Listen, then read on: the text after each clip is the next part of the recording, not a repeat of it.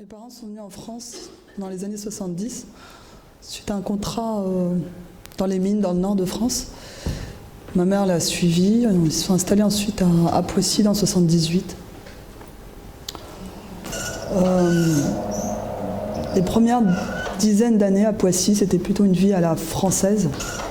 On ne mangeait pas forcément halal, il n'y avait pas de pratique religieuse. Enfin, j'ai pas vraiment le souvenir du ramadan, peut-être la prière et encore. Et à l'âge de 14-15 ans, on s'est installé au Maroc. Mon père ne nous a pas suivis, il est resté en France pour des raisons professionnelles. Je ne sais pas si on entend bien. Vous m'entendez? Non, vous ne m'entendez pas? Faut que je parle plus fort, ou peut-être que j'emprunte le micro, ça serait peut-être plus simple. Le micro, il n'est pas assez élevé. Pas assez élevé? Ouais, on va te... Donc vous n'avez rien entendu, ceux qui sont au fond.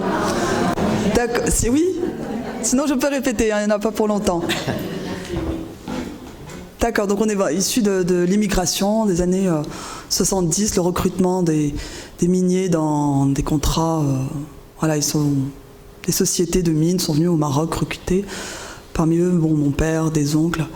Ils se sont installés dans le nord de la France, région de Douai. Et ensuite, mon père a rencontré ma mère lors d'un de ses voyages. Et puis, ils se sont installés ensuite dans les Yvelines. Les 10 premières années, on ne connaissait pas vraiment, enfin on avait une pratique très légère, on se disait musulman, on ne mange pas de porc, mais c'est tout, ça s'arrêtait là. À l'âge de 9-10 ans, on s'est installé au Maroc pour 5 ans. C'était un basculement de vie, mode de vie et linguistique, et culturel, et cultuel. Un basculement, voilà, donc mes parents ont fait le choix d'avoir une double éducation pour leurs enfants, arabo-musulmane, je vais dire plutôt berbère, parce que bon, la région d'Agadir, le berbère est la langue commerciale, d'échange, d'éducation. Basculement religieux, on a commencé à apprendre les rites, le ramadan, les prières, la salate, enfin les heures de prière, les mouvements religieux aussi, n'étaient pas très investis, mais on savait que ça existait. Le voile, c'était pas vraiment une obligation. On a été bercés, voilà, on a baigné dans ce milieu-là quelques années, et ensuite retour en France. On ne sait pas pourquoi, mais ça s'est fait. Retour en France les années 90. On a retrouvé un père qui s'est réfugié dans la religion. Plutôt, il fréquentait des Syriens, des Égyptiens, donc il parlait couramment ces dialectes-là, nous aussi d'ailleurs. On les a appris en regardant les séries au Maroc. On avait tous les dialectes à la télé, donc on est bilingue assez facilement. Donc retour en France, on a retrouvé ce père intégré dans un mode religieux qui... on n'avait plus de discussion, on n'avait plus d'échanges libres, d'écoute. La religion, c'était tout, le mode vestimentaire nous était imposé, large, long, le voile, les prières dans les heures bien précises. Donc si c'était à 3h, 4h du matin, il fallait se lever, faire sa prière, et ensuite se recoucher.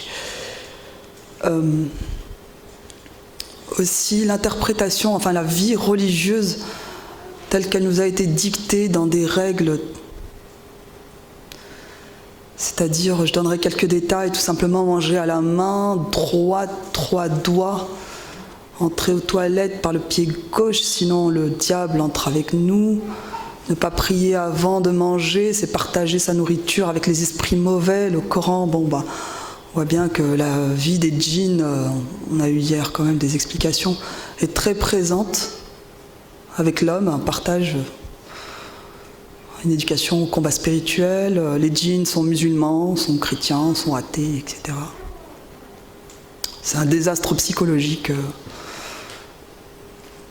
Je ne suis pas spécialiste en la matière, mais on comprend les dégâts d'aujourd'hui. Donc, une vie de famille pas évidente. À l'âge de 17-18 ans, mon père s'est mis à chercher un époux pour moi, pour que l'autorité sur la femme demeure, c'est-à-dire que je passe de l'autorité du père à celle de l'époux, que je ne trouve pas d'autonomie, la soumission de la femme tout simplement. Donc un mariage imposé que j'ai vécu à l'âge de 19 ans. J'étais au lycée, je préparais mon bac. Ça s'est pas très bien passé, monsieur avait 11 ans de plus que moi, pas de la même génération. Il venait de perdre son père, il voulait un foyer stable. Donc on s'est installé, j'ai eu une première fausse couche. Je voulais pas d'enfant, j'étais pas prête.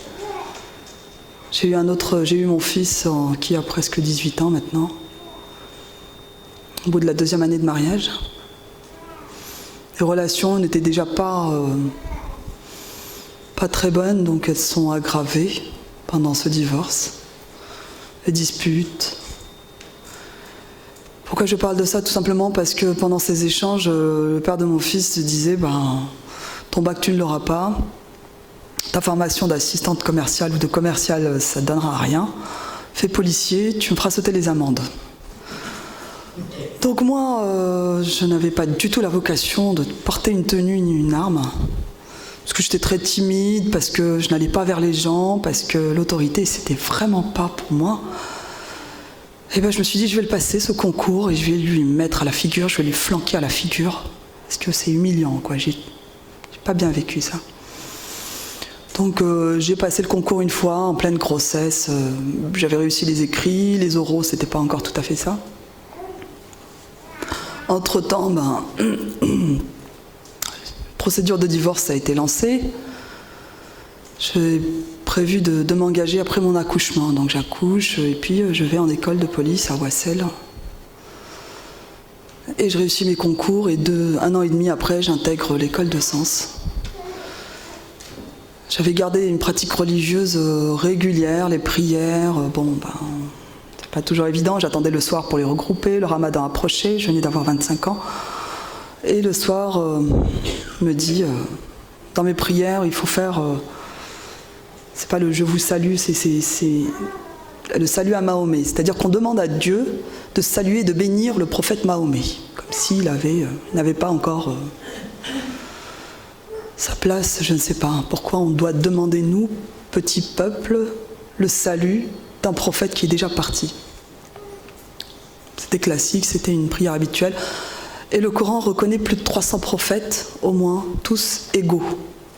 Donc, si je dois prier pour Mahomet, je dois prier aussi pour les autres prophètes. Il n'y a pas de raison de l'exclure, enfin d'exclure les autres prophètes.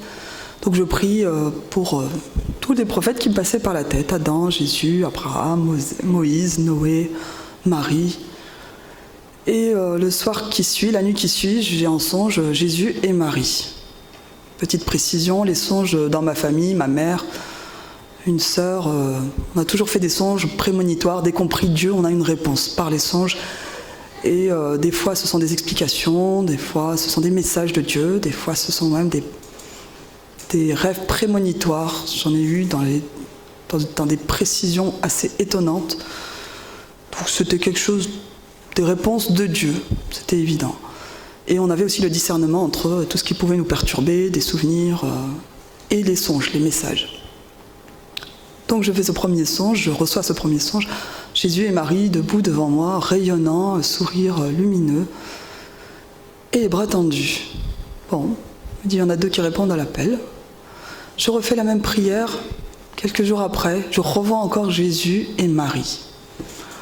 Je leur dis, mais vous êtes sympa, mais moi je ne suis pas chrétienne, je n'ai pas demandé à rencontrer le Christ ou à être chrétienne. Si je ne vois pas Mahomet, je ne serai pas confirmée dans ma foi, dans ma religion, et je n'irai pas au paradis. Enfin, sympa les copains, mais Mahomet, manifeste-toi, parce que, je sais pas, t'es un prophète, enfin voilà, c'est toi que j'attends. On arrive en fin septembre, ça se passe très vite, vraiment un laps de temps de 2 semaines je crois, on arrive en fin septembre, et j'ai un autre songe, je suis sous terre, c'est sombre, j'arrive à un puits, je monte à la surface, j'arrive, et tout en haut, des anges, une lumière, quelque chose d'extraordinaire, des prières qui montent au ciel, des louanges vers l'éternel, vers l'infini, et c'était quelque chose de... Voilà. Et j'entends mon nom, Mariam. Je ne m'appelais pas comme ça, mes parents ne m'ont pas donné ce prénom. Hein. Mais je me reconnais dans ce prénom. Je sors de l'eau, j'ai ce nom, et je vais vers la voix qui m'appelle, et je trouve un rouleau de papier qui s'ouvre, et des dessins. Alors je regarde un premier dessin, c'est comme une BD ou quelque chose de crayonné, simple, noir sur blanc. Et quand je regarde, ça prend mouvement et ça raconte quelque chose. Donc je vois une femme qui enfante, mais il n'y a pas de père. Cet enfant n'a pas de père. D'accord ? Je vois un autre dessin, Jésus, cet homme, qui est face à un homme malade. Je sais, on me dit que les organes sont défectueux, ne remplissent pas leur fonction. Il impose les mains sur cet homme et il ordonne aux organes, à l'atome, à la cellule, de reprendre sa fonction. Elle l'entend, elle obéit, voilà, et la personne retrouve la santé. Un autre dessin, encore cet homme, Jésus, avec face de lui un panier de 3 morceaux de pain, et il impose les mains et il leur donne. Et le pain se multiplie, il sort du pain à foison de ce panier. Ensuite, un autre dessin, c'est Jésus et les 12. Jésus, les 12 forment un cercle. Il reçoit la lumière de Dieu, souffle de Dieu, l'Esprit Saint, et de cette lumière sortent 12 rayons qui vont vers les apôtres, et les apôtres font de même, et cette lumière se propage dans le monde, embrase le monde.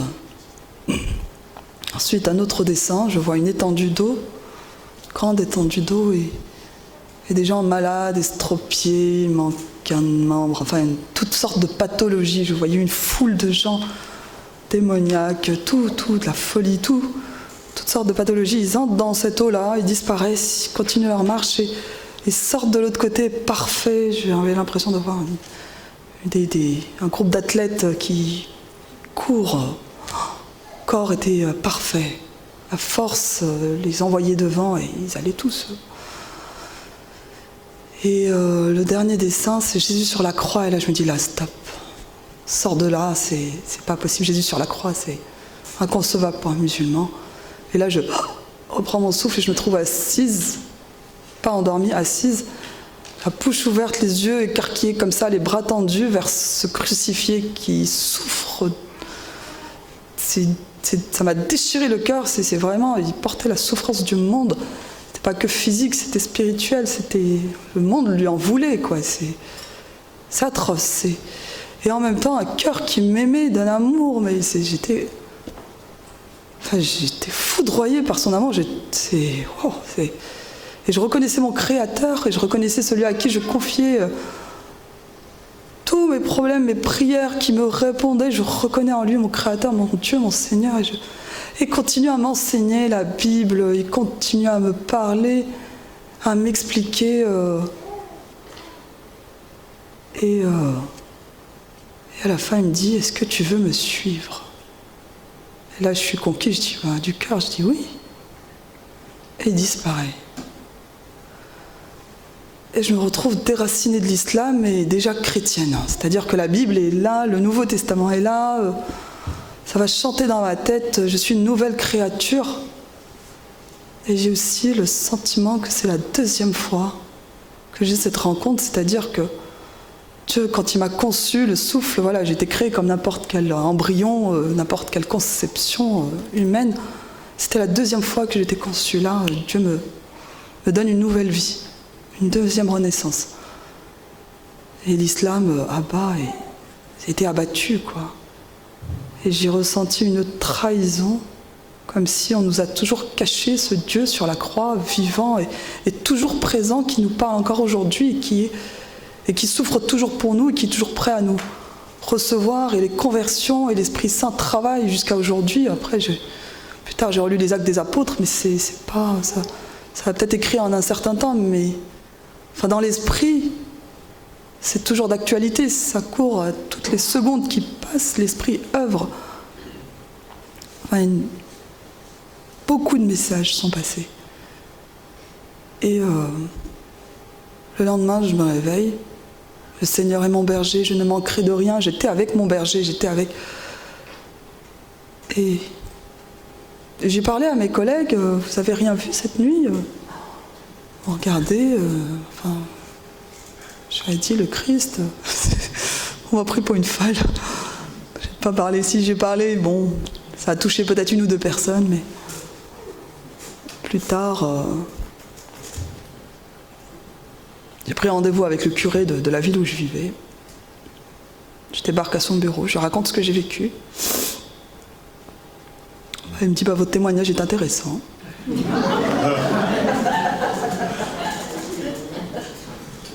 C'est tout, je suis partie comme quand je suis rentrée, il n'y a rien qui a changé. C'est plus tard où, 3 ans après, dans une brigade, j'ai parlé encore, et la énième fois, où je raconte ce qui s'est passé, et un collègue me dit, je te promets, tu auras à qui parler, tu vas témoigner, on ira au pèlerinage de Chartres, prépare-toi. Donc c'est plus tard où j'ai été suivie par un prêtre sur 20 ou 50 prêtres que j'ai croisés, qui m'a suivi un certain temps, et à l'issue de quelques semaines, il m'envoie demander le baptême. C'était un ordre, va demander le baptême. J'ai reçu le baptême il y a 7 ans. Mon fils a demandé le baptême, j'ai retrouvé un membre de sa famille, étonnamment, qui a connu la Vierge aussi, qui a reçu des miracles étonnants, qui n'a jamais osé en parler parce que dans une famille musulmane, c'était mal interprété, pour ne pas dire on l'a pris pour une folle, quoi. Et il a demandé le baptême aussi après. Mais je ne vous cache pas que c'était... Vraiment, je suis entrée dans l'église catholique, parce que on m'a proposé ça, mais c'était la douche froide. Je n'ai pas compris que les chrétiens de France reçoivent l'Eucharistie, lisent les actes des apôtres, l'Esprit Saint parle dans les langues, fait bouger les choses, les gens sont embrasés, reconnaissent Jésus, et voilà. Et que je rentre dans cette église et les gens sont complètement anesthésiés, indifférents, qu'on ait l'ordre, c'est un ordre, aller de par les nations, annoncer la bonne nouvelle. Et qu'on se trouve dans des terrains où il y a encore des musulmans qui traînent à gauche à droite, et personne, comme moi-même, ex-musulmane, ne m'a parlé de Jésus. Viens voir une célébration, l'église, la messe, viens, la Pentecôte, il se passe des choses, il y a des louanges. Mais jamais on m'en a parlé, pourtant j'ai échangé. C'était vraiment la douche froide, et aujourd'hui encore, je ne comprends pas peut-être l'impact de la séparation de l'Église et de l'État, la loi 1905. Je ne comprends pas que dans l'histoire de l'Église chrétienne, l'Église primitive, les gens, on les a crucifiés, Jésus lui-même, ce qu'il a vécu, et ça ne soit pas ancré, parce que le baptême est un sceau qui est gravé dans le cœur, dans l'âme, dans l'esprit de chaque baptisé, que la parole est puissante. La parole du Christ, elle a ressuscité des morts, elle a guéri des malades, elle a fait lever des gens qui étaient dans leur brancard depuis des années. Et que je me trouve face à des chrétiens de culture qui sont là, et que ça ne les touche pas. En tout cas, j'ai envie de leur dire, mais vivez le Christ, soyez embrasés, demandez-le, tout est... Vous n'avez pas besoin d'être convertis, reprenez votre Bible. Et puis que les mots du Christ soient gravés, que votre langue répète tout simplement ça. Prends ton brancard, marche, allez, ayez la foi. Vous déplacerez des montagnes, c'est la parole de Dieu. Elle œuvre en chacun, elle n'est pas vaine. Elle n'est pas vaine. Donc, parlez, témoignez, vivez votre foi. Le Christ est là. Vous prenez votre communion. Elle change une vie. Elle guérit la communion. Elle parle aux gens. Elle fait parler le Christ en chacun qui a reçu la communion. Eh bien, à partir de ce moment, il y a un changement qui opère. Il faut avoir la foi. Vous n'êtes plus avant comme après. Il s'est passé quelque chose.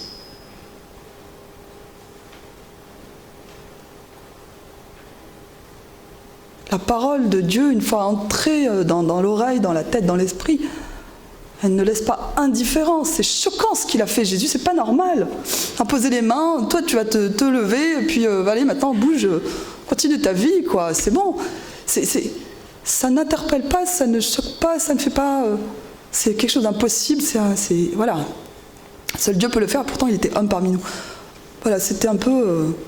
réveillez-vous, vous dormez sur un trésor, vous ne vous rendez pas compte, autour de vous les gens crèvent de faim et vous avez de la nourriture en abondance, à ne plus savoir quoi en faire, vous avez de l'eau, les gens crèvent de soif autour de vous, les gens qui n'ont jamais reçu le Christ, qui ne savent pas qui il est, ils sont en train de mourir, enfin leur âme, je parle bien, leur esprit.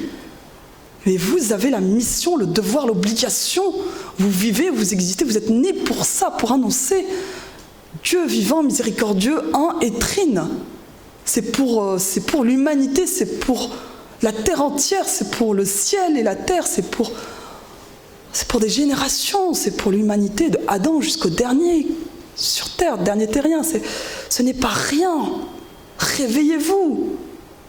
On pense à ces vêtements, à la mode, il faut que je sois bien installé, mais non, mais bon sang, mais Jésus, il est mort sur une croix. Il n'y a pas besoin de chercher des choses matérielle, une réussite financière, professionnelle. C'est bien si Dieu vous le donne, super. Saint Lazare a vécu, voilà, il était riche, oui, il a profité de la vie, c'est pas un péché.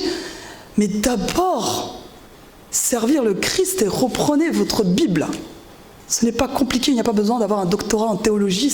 Pour moi, en tout cas, des enseignements théologiens, pour moi, excusez le terme, avec tout le respect que j'ai pour les prêtres et les théologiens, ça ne sert pas vraiment à évangéliser. Ça peut servir pour des intellos qui ont besoin de le comprendre par leur manière intellectuelle. Mais les gens du peuple qui ont soif de cette goutte d'eau ne sont pas des intellos, la plupart.